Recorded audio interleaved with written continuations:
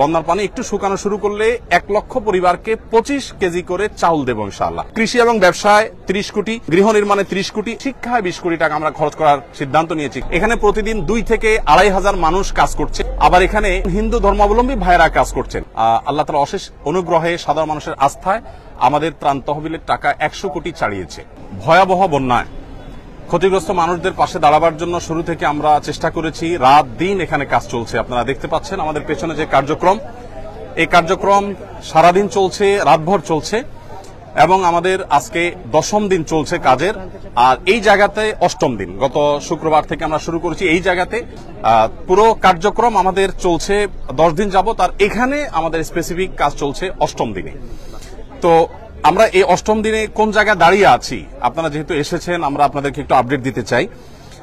আমরা এ যাবৎ চাল কিনেছি, ত্রাণ সামগ্রী হিসাবে চাল কিনেছি আমরা 998 মেট্রিক টন, যেটাতে আমাদের খরচ হয়েছে 5,55,80,000 টাকা। আমাদের ডাল কেনা হয়েছে 200 মেট্রিক টন, যেটাতে খরচ হয়েছে 2,03,60,000 টাকা। আমাদের লবণ কেনা হয়েছে 112 তেল কেনা হয়েছে 200 মেট্রিক টন, সেটাতে খরচ হয়েছে 3,15,40,000 টাকা।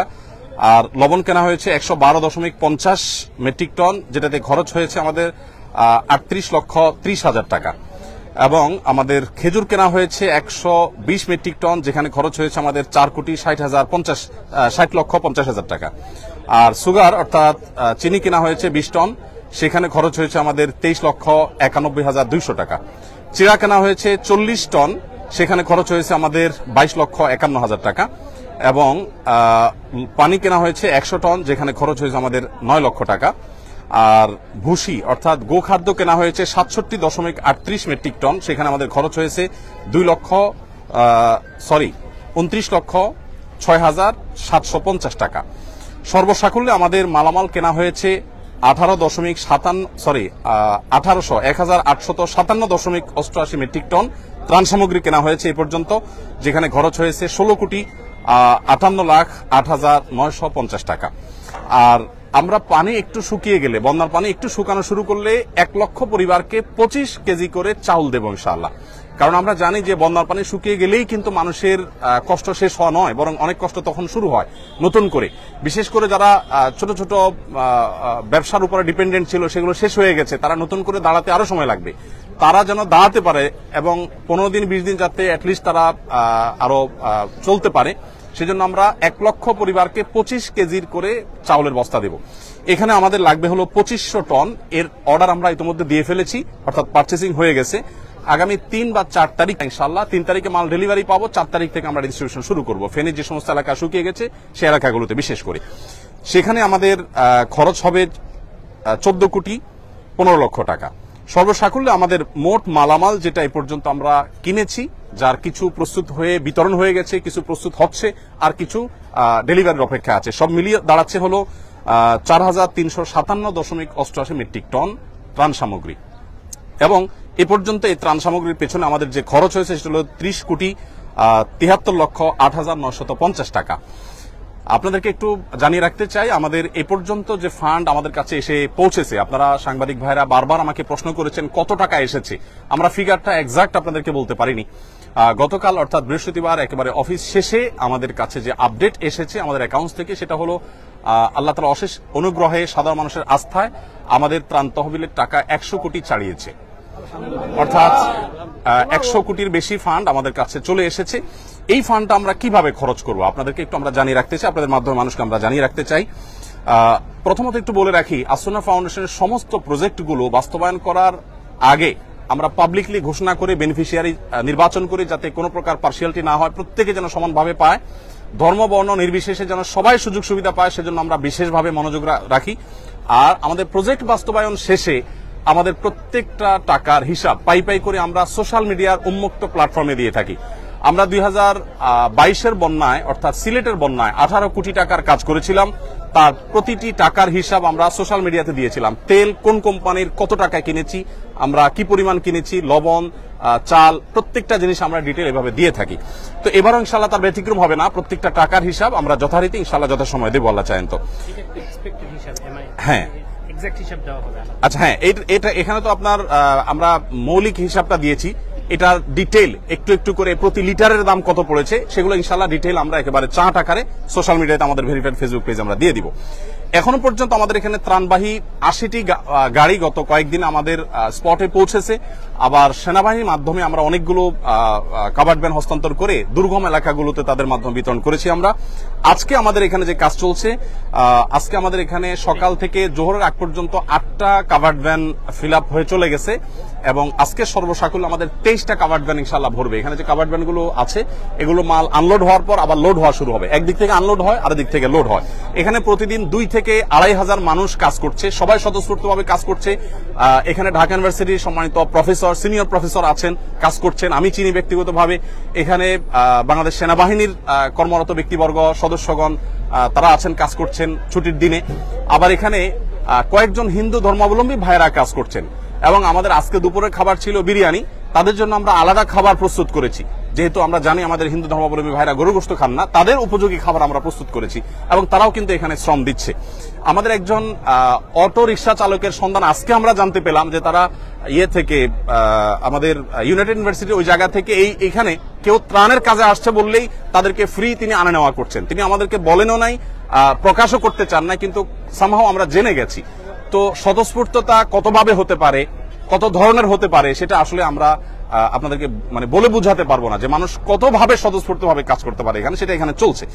তো আমরা একটু আপনাদেরকে জানিয়ে রাখতে চাই যে যত টাকা আমাদের কাছে এসছে এবং এক্সপেক্টেড আরো যে টাকা আসবে, আমরা কিছুদিনের মধ্যে ইনশাআল্লাহ আমাদের ফান্ড ক্লোজ করব, অর্থাৎ এই তহবিলে আর আমরা ডোনেশন সংগ্রহ করব না। আমাদের প্রত্যেকটা প্রজেক্ট বাস্তবায়নের ক্ষেত্রে আমরা এই নীতিমালা ফলো করি। একটা নির্দিষ্ট সময়ের পর আমরা বলে দেই এই প্রজেক্টে আর কোনো টাকা দেওয়া যাবে না, আমরা অফ করে দেই, কারণ আমাদের একটা প্ল্যান থাকে, প্ল্যান অনুযায়ী আমরা সাধারণত কাজ করে থাকি। তো এবারে আমরা যেটা আশা করছি, যেটা করব, সেটা হলো খাদ্যে ইতিমধ্যে আমরা 30 কোটি 73 লাখ টাকা খরচ করেছি, যেটার মধ্যে 2500 মেট্রিক টন চাল আমরা 4 তারিখ থেকে বিতরণ শুরু করব। আর এর বাইরে কৃষি এবং ব্যবসা যে ক্ষতি হয়েছে আমাদের, কৃষকদেরকে তাদের পুনরায় কৃষি কাজ শুরু যেন করতে পারে, সেজন্য আমরা তাদেরকে অর্থ সহায়তা দিব। আমরা আসুন্না ফাউন্ডেশন থেকে ক্ষুদ্র ঋণ, সেটা আপনার সুদমুক্ত হোক আর সুদযুক্ত হোক, কোনোভাবে আমরা সুদ ঋণ দেই না, বরং আমরা সম্পূর্ণ ডোনেশন দিয়ে তাদেরকে দাঁড়াবার জন্য আমরা সহায়তা করি।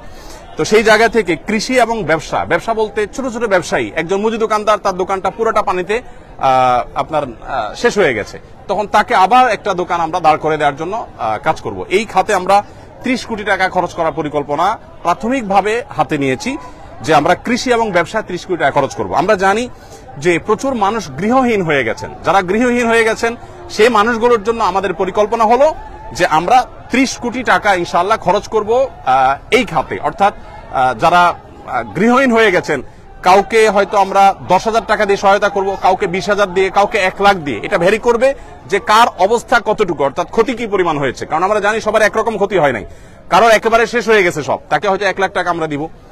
1 লাখ টাকা দেওয়া বলতে 1 লাখ টাকা আমরা একসাথে দিয়ে দিব না, তাকে একটা নির্দিষ্ট সার্টেন অ্যামাউন্ট দিয়ে বলবো এই পর্যন্ত আপনি কাজ নিয়ে আসেন, তারপর আপনি দ্বিতীয় কিস্তি পাবেন, তারপর তৃতীয় কিস্তি পাবেন, যাতে করে টাকাটা পেয়ে গরিব মানুষ নষ্ট করে না ফেলে। এবং সমস্ত টাকা আমাদের অনলাইনে আমরা দিয়ে থাকি, মোবাইল ব্যাংকিং এর মাধ্যমে। নগদ কোনো টাকা আমরা সাধারণত দেই না, কারণ এখানে ট্রান্সপারেন্সি যে জায়গাটা, সেটা তখন পরিচ্ছন্ন থাকে, কারণ যাদের মাধ্যমে আমরা দেবো তারা তো ভলান্টিয়ার। তো কারোর কাছে আমি টাকা দেবো, সে আবার হস্তান্তর করবে, এটা আমরা করি না। আমাদের যে বেনিফিশিয়ারি, তাদের যে ডিটেল, সেই ডিটেল পাওয়ার পর আমরা সেই ডিটেল অনুযায়ী তাদের কাছে আমরা পাঠিয়ে দিব অনলাইনে, মোবাইল ব্যাংকিং এর মাধ্যমে। তাহলে কৃষি এবং ব্যবসায় 30 কোটি এবং গৃহ নির্মাণে 30 কোটি এবং শিক্ষায় 20 কোটি টাকা আমরা খরচ করার সিদ্ধান্ত নিয়েছি। কারণ আপনারা জানেন শিক্ষার খাতে আমাদের প্রচুর ক্ষতি হয়েছে, বিশেষ করে আমাদের যে সমস্ত শিশুরা, অনেকের আপনার বই পুস্তক নষ্ট হয়ে গেছে, পড়ালেখা পিছিয়ে গেছে, তাদেরকে আমরা স্বেচ্ছাসেবীদের মাধ্যমে কিভাবে পিছিয়ে পড়েছে তাদেরকে উদ্ধার করা, সেজন্য আমরা কাজ করব। আরেকটা জায়গা আমরা কাজ করব, সেটা হলো যে বন্যা যাতে প্রকোপ কমিয়ে আনা যায়, সেজন্য সুদূর প্রসারী প্ল্যান কিভাবে করা যায়, আমরা অনেকগুলো পরিকল্পনা মাথায় রেখেছি, এখনো চূড়ান্ত করি নাই। সেটা নিয়ে আমরা কাজ করব, যে কিভাবে বন্যায় দুর্গতি কমানো যায়। আমরা শুধু ত্রাণ দিলাম সেটাই নয়, বন্যার পানি যাতে নেমে যাওয়ার রাস্তাগুলো পরিচ্ছন্ন থাকে, খালগুলো যাতে পরিষ্কার থাকে। বিশেষ করে এটা সরকারের যারা সংশ্লিষ্ট দায়িত্ব আছেন তারা দেখবেন, নোয়াখালী, চৌমুহনী, লক্ষ্মীপুর এই এলাকাটাতে রাস্তার ধারে যে বড় খাল চলে আসছে, আপনারা জেনে থাকবেন, আমি ওই এলাকার ছেলে, আমি ছোটবেলা থেকে এই খালগুলোকে দেখেছি, এগুলো দখল হয়ে আছে, অর্থাৎ দখলদাররা দখল করে আছে এবং এগুলো নাব্যতা হারিয়ে ফেলেছে, যার কারণে এই যে বন্যার পানি এটা নেমে যাওয়ার জন্য মিনিমাম যে খাল প্রয়োজন সেটা পর্যন্ত নাই, যার কারণে দুর্দশা আজকে চরম অবস্থায় পৌঁছেছে। আমরা যদি চাই যে প্রতি বছর এরকম ত্রাণ নিয়ে আমরা দৌড়াবো না বা দৌড়াতে হবে না, এটা যদি চাই তাহলে এই খালগুলো আমাদেরকে খনন করতে হবে এবং এগুলো নাব্যতা ফিরিয়ে আনতে হবে, এগুলো দখলমুক্ত করতে হবে। এটা বাংলাদেশ সরকারের কাজ। আমাদের যদি এখানে কোনো অংশগ্রহণ করার সুযোগ থাকে, আসন্ন ফাউন্ডেশন সম্পূর্ণ প্রস্তুত যে আমাদের ভলান্টিয়ার টিম নিয়ে, আমাদের ক্ষুদ্র ফান্ড নিয়ে আমরা ঝাঁপিয়ে পড়বো, যাতে করে প্রতি বছর বন্যা হলে আমরা ত্রাণ নিয়ে যেতে না হয় এবং বন্যা যাতে খুব বেশি দীর্ঘস্থায়ী না হয়। ফেনী, নোয়াখালী, লক্ষ্মীপুর আমি নিজে গিয়েছি, অনেক এলাকা আছে যেখানে পানি ঠায় দাঁড়িয়ে আছে, নামার কোনো নামগন্ধ নেই, 1 সপ্তাহ 10 দিন 15 দিন পর্যন্ত পড়ে আছে। তো সেটা যেন না হয় সেজন্য আমরা চেষ্টা করছি। ফাউন্ডেশন থেকে আমরা বিশেষ কিছু উদ্যোগ নিয়েছি। যে সমস্ত জায়গায় মোবাইল চার্জ দিতে পারছে না আমার বিদ্যুতের অভাবে, আমরা ভাসমান জেনারেটর এবং চার্জিং স্টেশন নিয়ে যাচ্ছি বিভিন্ন আশ্রয় কেন্দ্রে। দেখা যায় যে কলার ভেলায় করে কিংবা কোনো টায়ারে করে আমরা জেনারেটর নিয়ে যাচ্ছি। ইউনাইটেড ইউনিভার্সিটির এবং ইস্ট ইউনিভার্সিটি স্টুডেন্টরা অনেকে আমাদেরকে জেনারেটর দিয়েছে, এসিআই আমাদেরকে কিছু জেনারেটর দিয়েছে, আমরা নিজেরা কিছু জেনারেটর ভাড়া নিয়েছি। এগুলো দিয়ে আমরা আশ্রয় কেন্দ্রে একসাথে 30-40টা মোবাইল চার্জ দিতে পারছি। তারা 7 দিন 8 দিন পরিবারের সাথে যোগাযোগ করতে পারছেন না, এবং সেই সাথে জেনারেটর দিয়ে আমরা অনেক বাড়িতে পানি তুলতে পারছেন না বিদ্যুৎ না থাকার কারণে। তাদের আপনার স্যানিটেশন সিস্টেম ভেঙে পড়েছে, তাদের ওয়াশরুমগুলোতে পানি নাই, তাদের খাবার পানি নাই। তো আমরা এক্ষেত্রেও ভাসমান জেনারেটর নিয়ে বাড়ি বাড়ি গিয়ে আমাদের ভলান্টিয়াররা তারা তাদের মোটর চালু করে পানি ট্যাঙ্কিতে ভরার ব্যবস্থা করছেন। এর বাইরে আমাদের এখান থেকে যে বড় কাভার্ড ভ্যানে মালগুলো যায়, সেখানে ছোট ছোট অনেকগুলো পিকআপে করে মালগুলো একটা পর্যায়ে চলে যায়, তারপর আবার অনেকগুলো ট্রলারে করে বা ছোট ছোট নৌকা করে ভাগ ভাগ হয়ে দূর দূরান্ত এলাকাগুলোতে চলে যায়। দুর্গম এলাকাতে সাধারণত ত্রাণ দেই আমরা, রাস্তার ধারে শহরে সাধারণত ত্রাণ দেই না।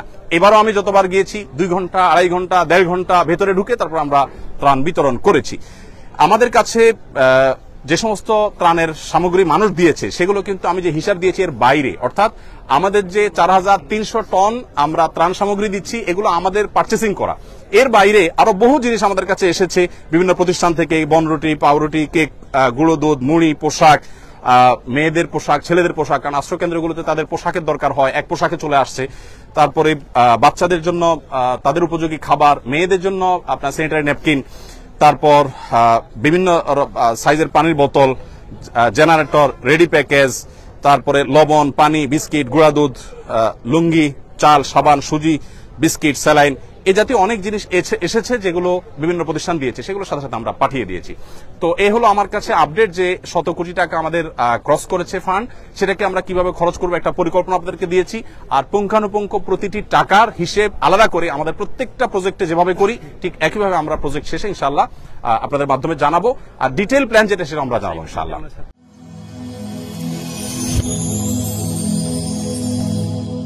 Rose TV 24. Enjoy by listening to the Holy Quran.